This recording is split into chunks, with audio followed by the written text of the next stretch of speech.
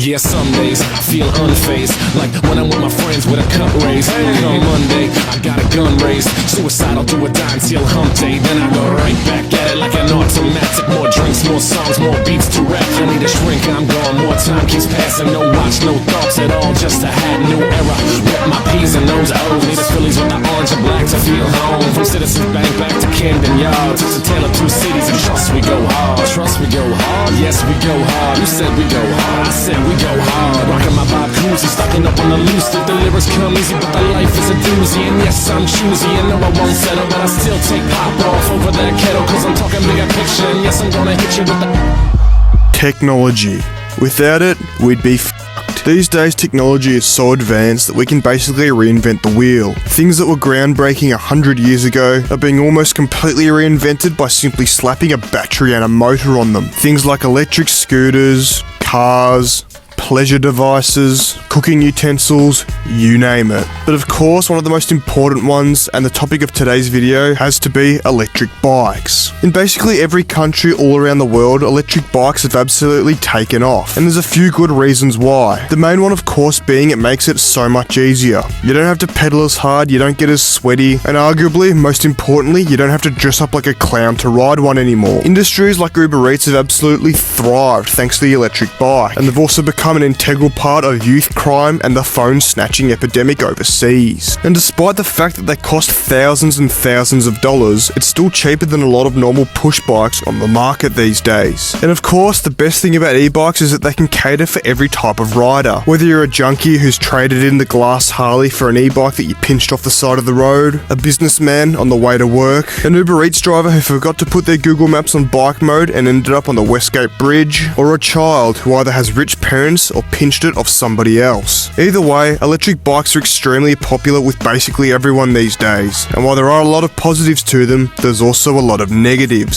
So of course, in this video, we'll be going through all the positives, all the negatives, and of course, looking at the most important parts of the e-bike epidemic. But for the first time, simply due to the fact that there's so much good stuff from the other countries across the pond, we won't only be limiting these to the country of Australia, we're gonna go worldwide. So without further ado, it's time for me to stop the waffle, let's get into it. Now first up, of course, we're going to start with the main reason that you buy an e-bike in the first place.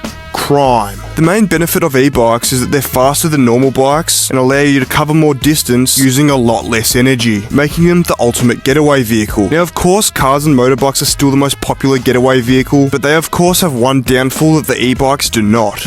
This little plate on the back and the front. This plate tells the authorities exactly who you are, where you're from, and most importantly, where to come knocking when you've been up to no good. And the most common of these crimes these days seems to be the phone snatching epidemic. But before we get into that, I have to talk about today's paid partner, BetterHelp. A lot of people, including myself, come to YouTube to watch videos to solve our problems, whether it's a problem you're having or simply to cheer yourself up when you're feeling down. But sometimes we all need a little more help, and that's where BetterHelp comes in. BetterHelp is an online therapy service, which is very beneficial over traditional in-person therapy due to the fact that you can access help from anywhere. Whether it's in your own home, the side of the road, the top of Mount Everest, you name it. As long as you've got a decent mobile plan, of course. Help is available at your fingertips at the click of a button. Another benefit of BetterHelp is the fact that you can access help without having to meet your therapist in person, meaning you can skip the waiting rooms and have access to a therapist from the comfort of your own home, making the whole experience much more comfortable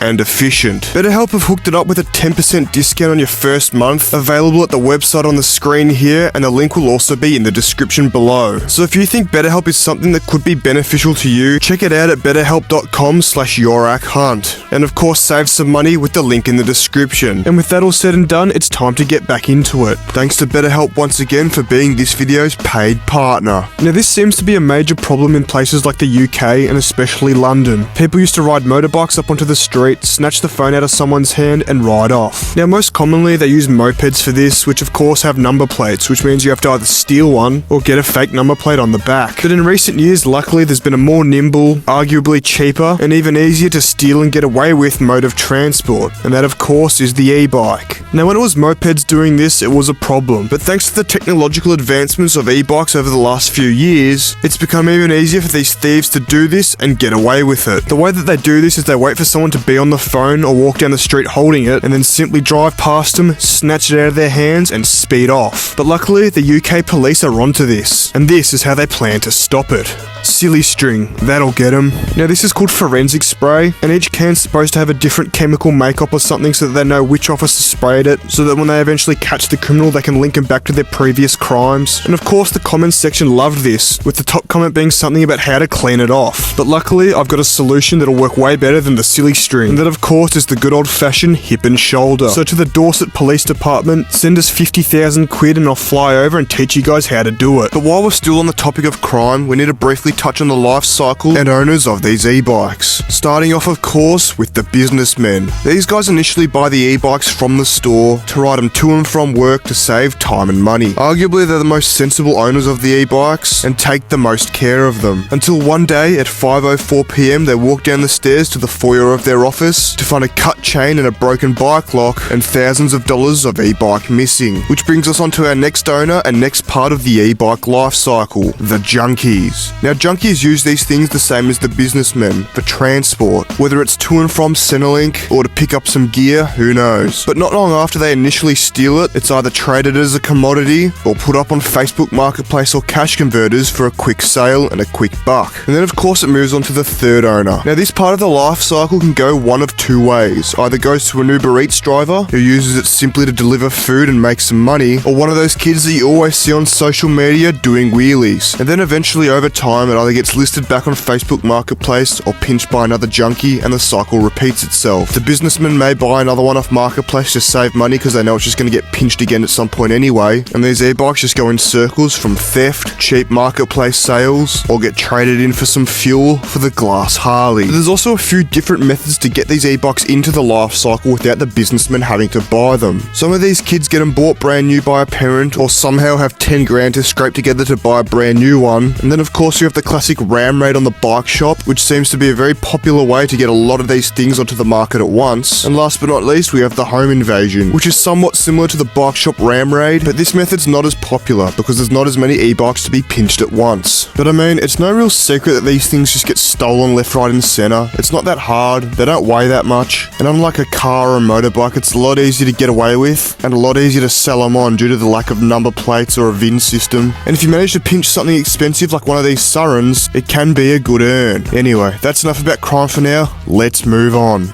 Next up, of course, we have the fires. Now, 99% of these new e-bikes have what's called a lithium-ion battery, unless of course you've got a homemade job jerry-rigged up with a car battery or a couple AA's. But the best thing about lithium-ion batteries is that they like to catch fire. Remember those Samsung phones that used to catch fire on airplanes? Well, that's the same technology. Now, luckily these lithium-ion batteries aren't really too hard to explode. The only real way that the fires start is from overcharging, short-circuiting, physical damage, overheating, dodgy manufacturing, charging them the wrong way, or simply the battery being too old and too overused. Seems pretty low maintenance, right? Anyway, we've all seen what happens when you crash a Tesla into a tree, or simply just plug it in to charge. Now imagine you get a smaller version of the same battery that fits on, I don't know, public transport like a train, with an owner who abuses the shit out of it. It's a recipe for disaster. And a few months ago in my hometown of Melbourne, Australia, exactly this happened. Someone brought their e-bike onto the train, and then shortly after, it exploded and rinsed the whole carriage. But this isn't the only example of this happening. It happened on another train in Toronto in Canada, and then this one in the UK didn't even make it onto the train before exploding into flames on the platform. Now I think this is a bit more of an issue when you buy one of those dodgy Alibaba e-bike kits that are held together with hopes and dreams and engineered in someone's backyard, but there is a simple solution to this. Just do what I did when I was 15 and get one of these 2-stroke conversion kits. That way the fire stays on the inside. Anyway, let's move on. Now next I want to briefly touch on those hire bikes that you see scattered on the footpaths, roads and waterways of basically every major city these days. I've briefly touched on it in the past and I've talked about the electric hire scooters, but never the bikes. The main problem with these is the old classic not my problem philosophy. Simply put, people can, will and do abuse these things regularly, and due to the simple fact that if they don't get caught they'll never have to face the music, let's just say they have a lot of fun with these things. Now I may or may not have donated a few of these things to the Port Phillip Bay in my teenage years, but of course I'd never admit to that in front of thousands of people. Anyway, I'm well aware that this video is now like 7.5 minutes long and I've spent most of it whinging about e-bikes and complaining that they're not good. But I actually like e-bikes. I'll admit now that I hate electric cars with a passion, but the torque,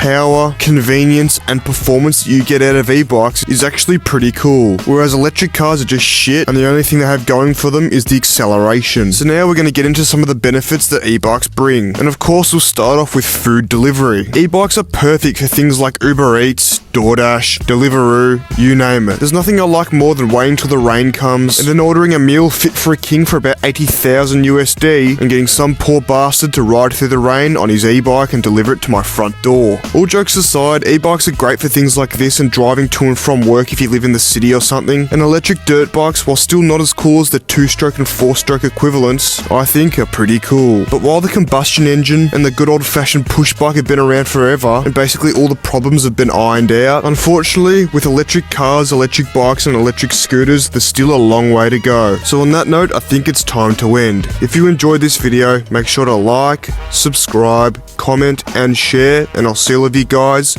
in the next one.